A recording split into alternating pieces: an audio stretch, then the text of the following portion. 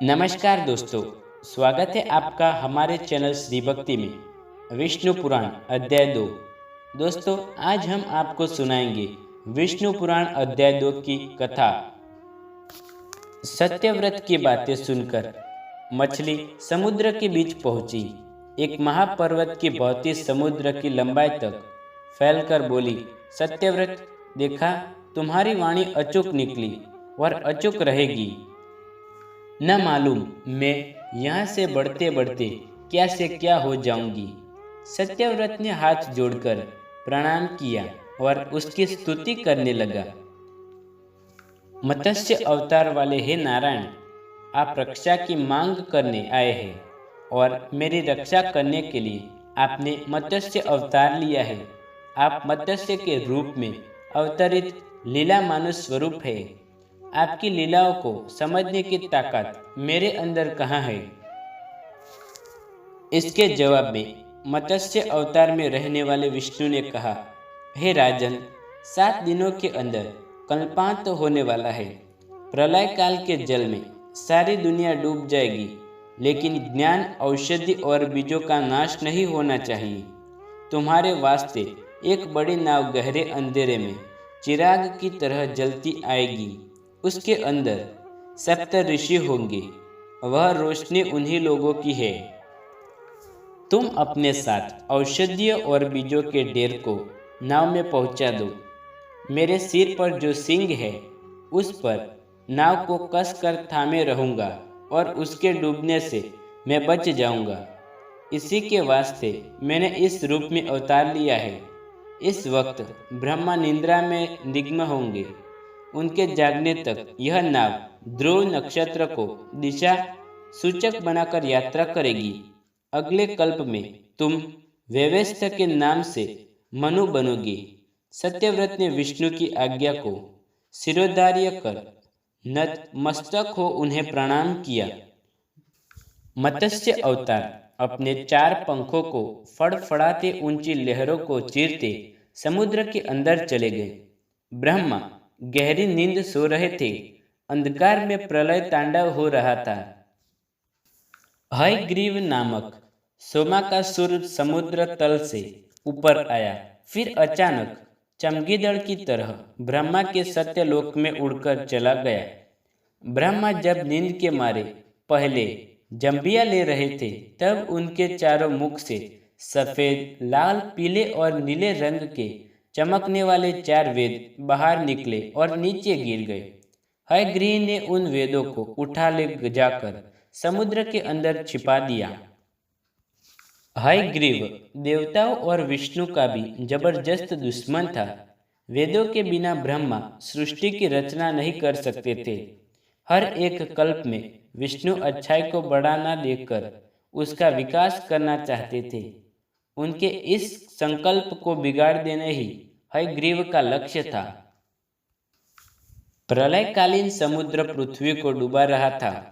उस वक्त सत्यव्रत को उस गहरे अंधेरे में दूरी पर नक्षत्र की तरह टिमटिमाते वाली रोशनी में एक नाव दिखाई दी। वही 7 ऋषियों की कांति से भरी नाव थी। सत्यव्रत ने औषधियों तथा बीजों को नाव के अंदर पहुंचा दिया और नारायण की स्तुति करते उस नाव में यात्रा करने लगा। मत्स्य अवतार की नाक पर एक लंबा सींग था। नक्षत्र की तरह चमकने वाले उस सींग ने लिपटकर एक महासर्प प्रलयकालीन आंधी को निगल रहा था। मत्स्य अवतार अपने पंखों से लहरों को रोकते, समुद्र को चीरते नाव को सुरक्षित ले जा रहा था। ध्रुव नक्षत्र को मार्गदर्शक बनाकर वह नाव फूल की तरह तीरते आगे बढ़ रही थी। समुद्र के गर्भ में छिपाए गए वेदों का पहरा देते सोमाकासुर समुद्र के भीतर टहल रहा था। चारों वेद 4 शिशुओं के रूप में बदलकर किला कार्य कर रहे थे। मत्स्य अवतार वेदों की खोज करते हुए आगे चल पड़ा। मत्स्य अवतार को देखते ही सोमकासुर घबरा गया। फिर भी हिम्मत बटोरकर वह अपने कांटों वाले गदा हाथ में ले जुड़ पड़ा। उस समय तक विष्णु का अवतार मत्स्य के रूप में कमर तक हो गया था। उसमें चारों हाथ निकल आए थे। देखते देखते मत्स्य अवतार और सोमासुर के बीच भीषण लड़ाई छिड़ गई। सोमाकासुर समुद्र तल में पहुंचकर भागने लगा। इस पर विष्णु ने अपने चक्र से उसे टुकड़े टुकड़े कर दिए। विष्णु शिशुओं के रूप में स्थित वेदों को अपनी बगल में दबाकर पानी के ऊपर आ गए। वे चारों शिशु विष्णु के कंठहार में शोभा देने वाले श्रीवस्त्र तथा कौस्तुभ मणियों के साथ नन्हे हाथों से खेलते हुए किलकारियां मार रहे थे। चारों बच्चे सफेद, लाल, पीले व नीले रंग की कांतियों से चमक रहे थे। विष्णु के हाथों में शंख और चक्र शोभायमान थे। विष्णु के मत्स्य अवतार को देख ऋषि और सत्यव्रत तन्मय हो हाथ उठाकर उनकी स्तुति करने लगे। प्रलय तांडव शांत हो गया था। जहां तहां भूमि दिखाई देने लगी थी। नाव भी अपने लक्ष्य पर पहुंच गई। ब्रह्मा के लिए दिन और रात का समय बराबर था। उनकी निद्रा का समय पूरा होने को था। आसमान में प्रकाश की किरणें फूट रही थी। नया कल्प शुरू हो रहा था। सरस्वती देवी पहले जाग उठी। उन्होंने अपनी वीणा पर भोपाल राग का आलाप किया। ब्रह्मा जाग उठे। उन्हें लगा कि उनके चार सिरों में कोई अशांति फैली है। फिर परख कर देखा, वेद गायब थे। इस चिंता में ब्रह्मा कुछ परेशान थे। तभी विष्णु ने मत्स्य अवतार में प्रत्यक्ष हो उनके हाथ में वेद सौंप दिए। ब्रह्मा ने विष्णु के मत्स्य अवतार को भी भरकर देखा, तब अपने हाथ जोड़कर चारों मुख से उनकी स्तुति की। हे नारायण, जो व्यक्ति आपके मत्स्य अवतार का ध्यान करता है, उनकी सारी विपदाएं इस तरह हट जाएगी जैसे प्रलय के रूप से उपस्थित सारी विपदाएं दूर हो जाएगी और उनका अज्ञान रूप अंधकार हट जाएगा। विष्णु के द्वारा मत्स्य अवतार लेने का कार्य सफल हो गया था। इसलिए वे अर्त्यदान होकर अपने निवास वैकुंठ में पहुंच गए। ब्रह्मा ने वेद लेकर सृष्टि की रचना शुरू की। सत्यव्रत श्राद्धदेव व्यवस्थ के नाम से मनु हुए।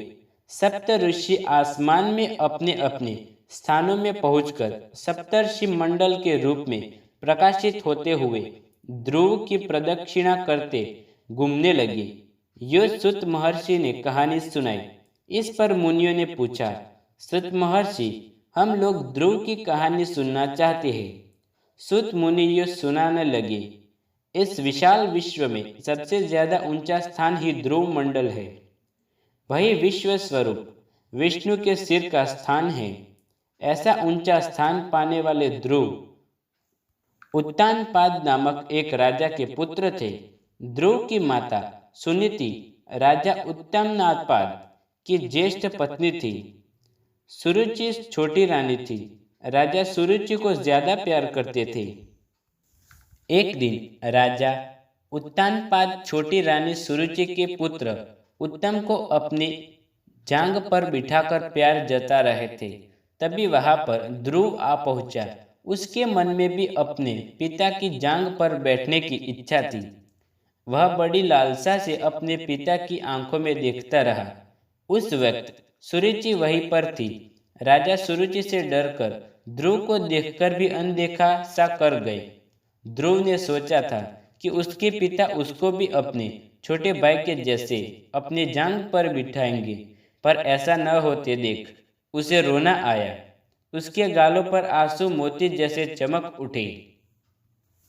ध्रुव की हालत देख सुरुचि खिलखिलाकर हंस पड़ी और बोली, अरे बदकिस्मत के बच्चे, चाहे तुम जिंदगी भर तपस्या क्यों न करो, मेरे पुत्र के समान तुम्हें अपने पिता की जांग पर बैठने का भाग्य प्राप्त न होगा। मेरे पेट में पैदा होगी तभी तुम्हें यह सौभाग्य प्राप्त होगा। हाँ, तुम तो जब देखो नारायण का संकीर्तन किया करते हो। जब तपस्या करते हो उस नारायण से पूछकर देखो, कहीं वे तुम्हें ऐसा सौभाग्य प्रदान कर सकते हैं या नहीं। सुनीति ने ध्रुव का मजाक उड़ाया। बालक ध्रुव का मन कचोट उठा। उसका दुख उमड़ पड़ा। उसका क्रोध खौल उठा।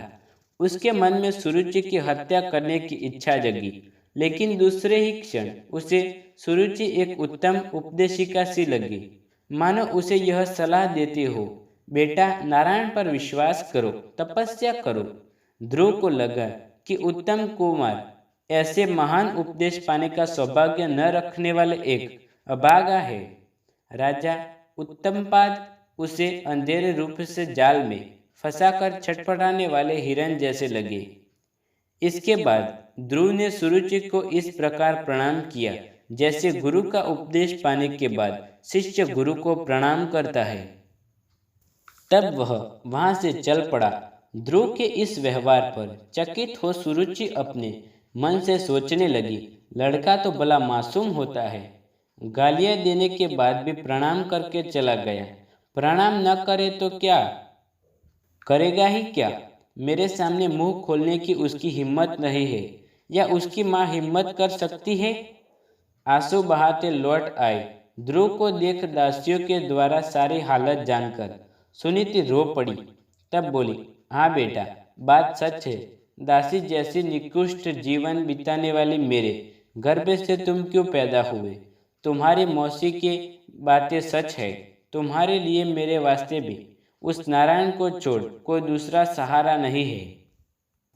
अपनी माता की बातें सुनकर ध्रुव के मन में शांति मिली। बोला, माँ मैं तपस्या करने जा रहा हूँ, मुझे कृपया आशीर्वाद दो।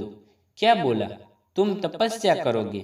तब तो नारायण से सुरुचि के गर्भ में पैदा होने का वर मांग लो। माँ ऐसी बातें अपने मुंह से निकालो, यह तुम्हें शोभा नहीं देता। मैं तुम्हारा पुत्र हूँ, हमें कभी अपने आप को छोटा नहीं मानना चाहिए। यह तो आत्महत्या के समान है।